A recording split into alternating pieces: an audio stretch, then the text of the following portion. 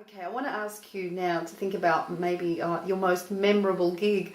But before you tell me about that. Also, that reason for doing solo gigs with just yourself and a guitar.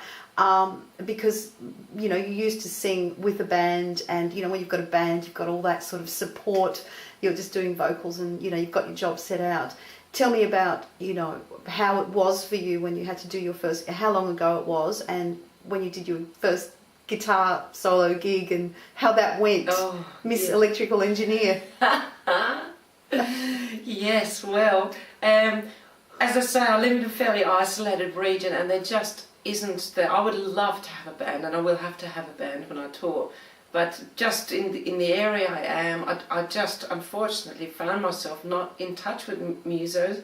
And excuse me, the ones that I am in touch with, they're all solo artists, and I asked around and I couldn't get a band. Excuse me. So I ended up having to do it, and it's just not having an embarrassment gland really, and getting out there and doing it. And my first ever gig, it was because I had been invited to play the poetry launch in Sydney, and because I hadn't performed as a solo singer-songwriter before and never played guitar in public, I thought, oh gosh, and it had been about 8 years since I'd actually worked as a singer in a band. I thought, I'm going to have to get some local experience, and get out there and some live performance experience for this gig. So I was very lucky to to play at Club Muso in Narooma for my first gig.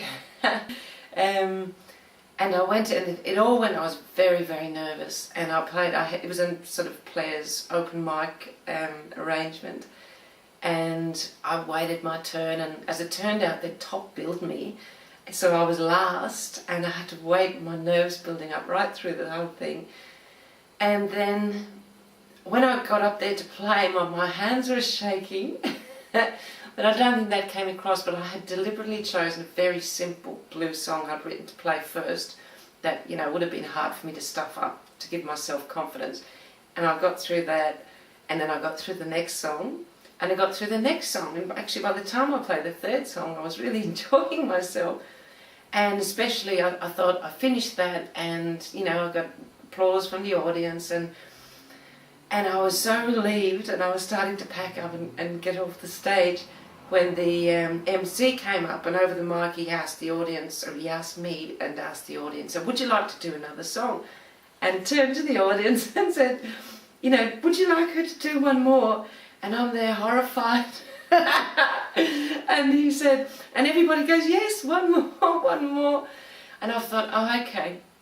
Part of the story is that for the gig, I had also bought this new FX processor to try, a bit of effects to, and I'd only bought the day before, so I'd only had 3 hours practice with it. But I wasn't using it. I had it sitting on the floor in front of me because I decided just to go with the simple thing and not use it. And as I said, okay, I'll play this 4th song. So I was playing it, and everything was going fine. When, as I was playing, because I stand as I play generally, and as I was playing, I stood forward towards the microphone, and I stepped on the foot pedal, and unfortunately, the FX box kicked in with an overdriven, highly distorted, this awful, the worst choice I could have made on that foot pedal for this mistake, and boom, out it came blasting over. And if I didn't have a strap on, I would have dropped the guitar. I got such a fright. And yeah, so I stopped mid-song, and I just went, that's it, I'll just finish now, and sort of ran off stage. And I was totally shattered, because if I'd stopped after the 3rd song, it would have just been marvellous.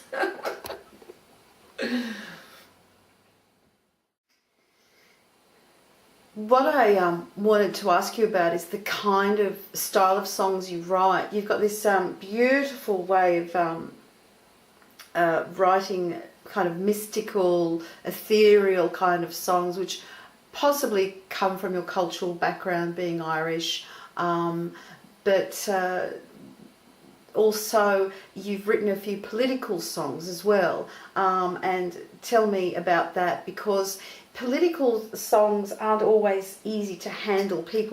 Audiences don't always like them. If you agree with the politics, you do. If you don't, then you're not going to take it. So there's not a lot of popularity in political songs as much as there is the average sort of love song or something that is easy to handle. So tell me about the one of the main political songs you've been writing about, and how that came about, how it's affected people, and what your thoughts were behind it. Okay, well, just to say, the way I have the difference between the sort of, haunting spiritual stuff and the political, basically all my music is emotionally driven. And a lot of the earlier stuff was letting out, a lot of my own, angst, personal angst and, hurts and experiences I've had in life. And they generally tend to come out as the spiritual, ethereal ones, because it's, from my soul. And I'm also very conscious of, the state of the world. And I get, again, it's more emotion, and I get mad as hell at, the way the governments operate and the way things happen in this world. And I've recently, 2 years ago, I wrote a song just when America was talking about invading Iraq. I was really mad about it because it was so obviously the wrong thing to do and so oil driven, and I won't get started. But anyway, so I wrote it, and it's very heavy. I mean, I don't cut. I go straight to the point. I don't hold my guns, and I let it loose. And the lyrics of that song are highly. They're direct and to the point, and I use some analogies in it that a lot of people wouldn't like, and it is difficult. And I know I'm not going to be a pop artist as such, because I do take on these topics, but I cannot. I have to do it. I have to do it because there's so much silence in the world. And this particular song was called "Who Put America in Charge," and it's basically just asking that question: what is America doing in Iraq? But it's done from the point of the suffering women, who aren't even in the fight, they're just victims. And it's sort of, I don't know, I just feel people, I feel for the victims, and I sort of get up there, and they've got no voice, and so I get up and scream on their behalf. And, there's too much silence, it's the opposite to the 60s at the moment. We've got these big wars happening all around the place, but people are being quiet, and